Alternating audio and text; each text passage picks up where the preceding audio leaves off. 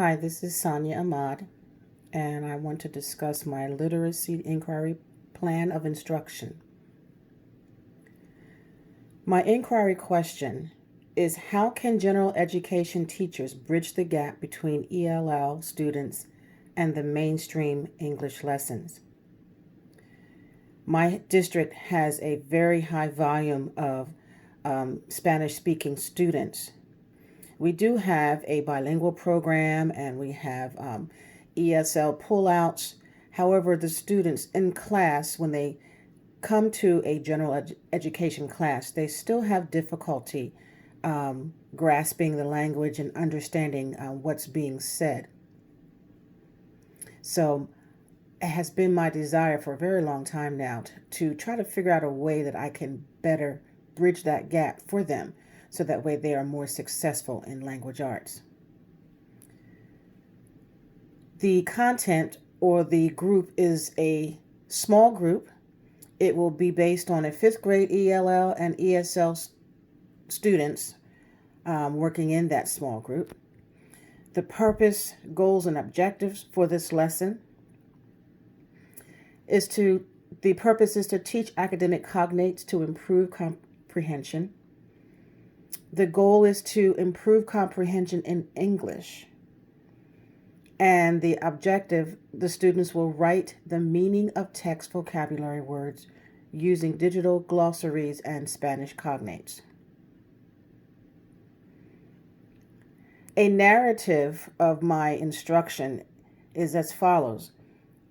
Teaching language arts, I normally start every lesson with a journal do now, because I always try to throw writing in so that way the children don't get out of used to writing. This is a writing that I allow them 5 minutes and I tell them just write. Don't worry about spelling, don't worry about punctuation, just write.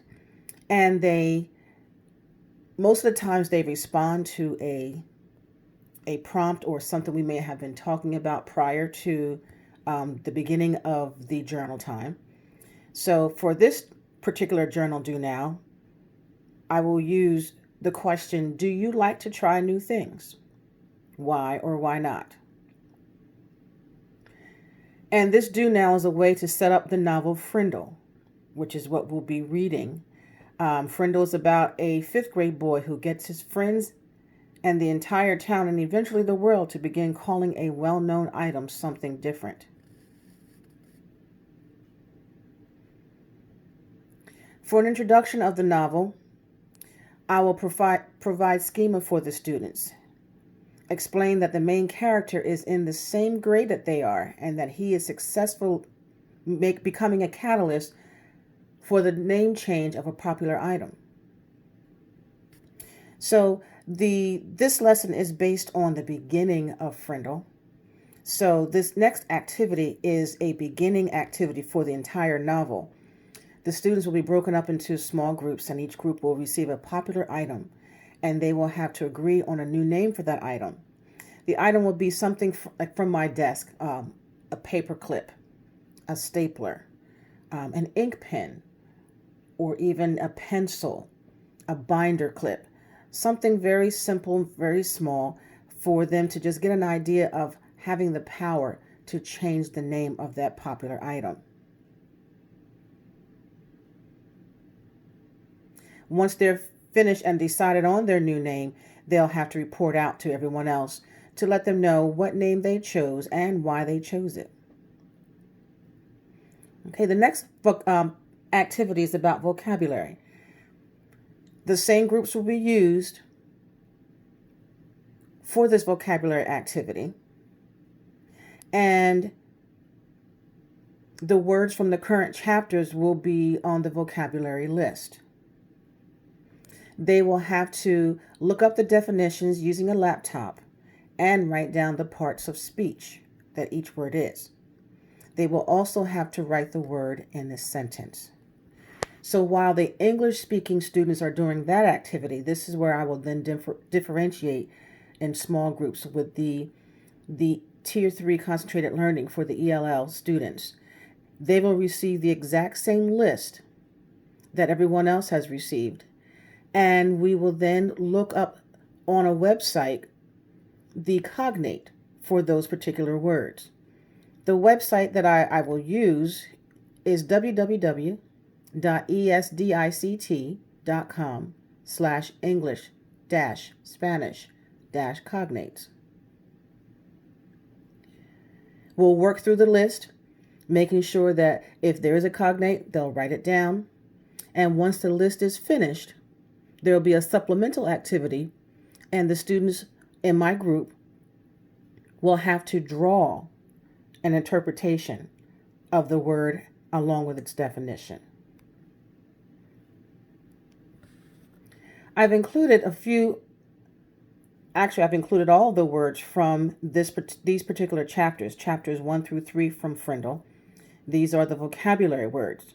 The first one is custodian. And in Spanish, that would be custodio or custodia. The next word is command. Comandar is the Spanish cognate.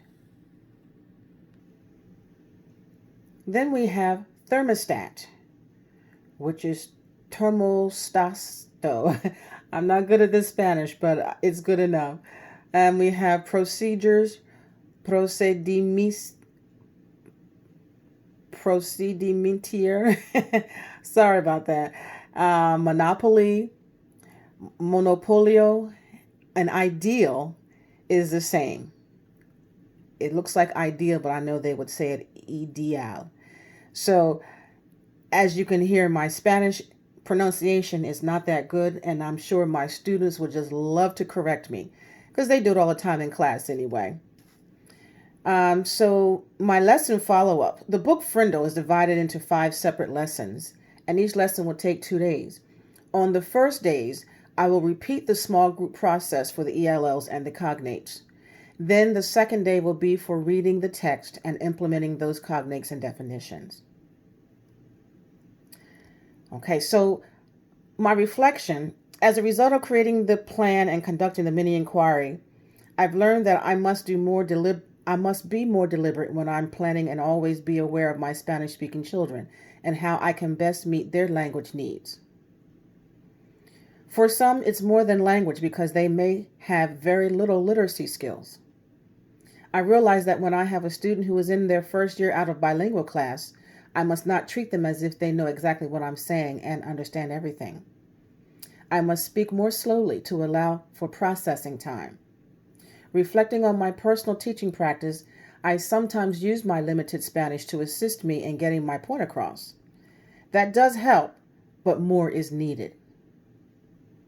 As a result of the inquiry, my potential question is, since there are different dialects of Spanish, what if the cognates that are found on the aforementioned website do not help the student?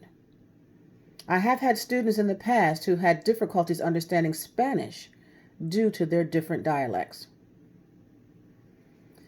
Okay, well, that is the end of my inquiry lesson plan, and I hope you enjoyed it.